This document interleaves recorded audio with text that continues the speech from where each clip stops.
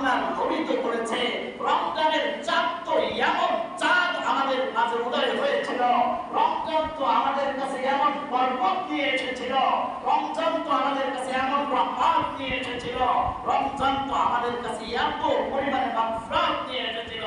আমার আমল নামায় কোনো গুনাহ থাকতে পারে না, আমার ডায়েরিতে কোনো গুনাহ থাকতে পারে না, আমার ভিতরে কোনো বদ আমল জারি থাকতে পারে না।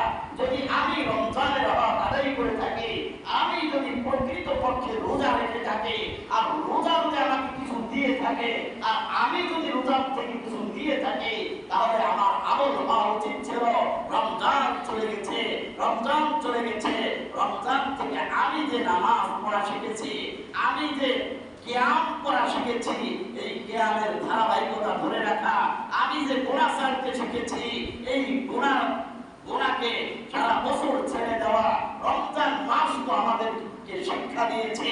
কি শিক্ষা দিয়েছে? আমি রমজানের থেকে শিক্ষা গ্রহণ করেছি। আল্লাহ আমার জন্য হালাল খাবারের ব্যবস্থা করেছিল, ওই হালাল খাবার পর্যন্ত আমি অন্তরে ইমানদার হওয়া সত্ত্বেও খোদার বিধানকে মানার কারণে আমি ওই রমজানের উসিলা করে খোদাকে ভয় করে, আল্লাহকে ভয় করে আমার সামনে শত শত হালাল খানা ছিল, আমি রমজানে ছেড়ে দিয়েছি। কথা বলে ঠিক না? রোজা অবস্থায় আমরা কি কেউ কোনো হালাল খানা, এটা সুবে সাদেক থেকে নিয়ে ইফতারের আগ পর্যন্ত আমরা কি এটা গ্রহণ করেছি?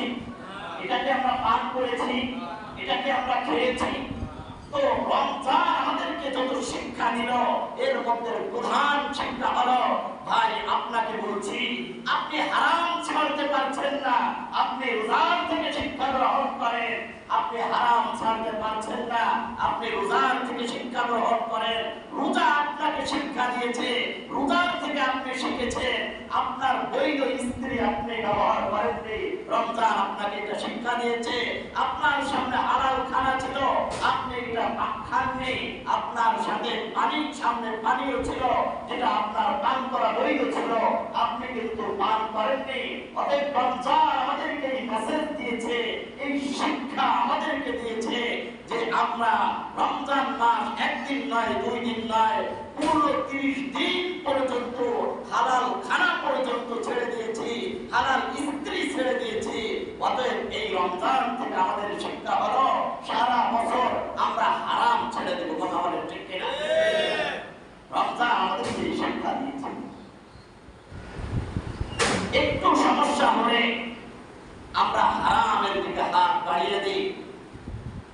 দৈহিক ক্ষুধা হোক আর পেটের ক্ষুধা হোক, একটু ক্ষুধা আসলেই আমরা ক্ষুধার ভয় না করে আমরা হারামের দিকে হাত বাড়িয়ে দিই, আমরা জিনায় লিপ্ত হয়ে যাই, আমরা হারাম খানা ভক্ষণ করতে শুরু করে দিই।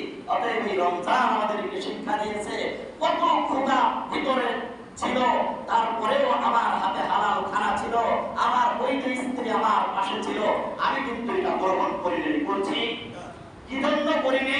খোদার ভয়ে। কার ভয়ে? খোদার ভয়ে আমি এটা করিনি, খোদার ভয়ে আমি আমার হালাল খানাকে ছেড়ে দিয়েছি। অতএব রমজান থেকে আমার এবং আপনার জন্য শিক্ষা নেওয়া দরকার, আমার এবং আপনার জন্য পুঙ্খানু শিক্ষা নেওয়া দরকার যে রমজান আমাকে শিক্ষা দিয়েছে হালাল খানা আমি ছাড়তে পারি, অতএব হারাম খানা কেন ছাড়তে পারবো? এটা হচ্ছে রমজানের 1 নম্বর শিক্ষা।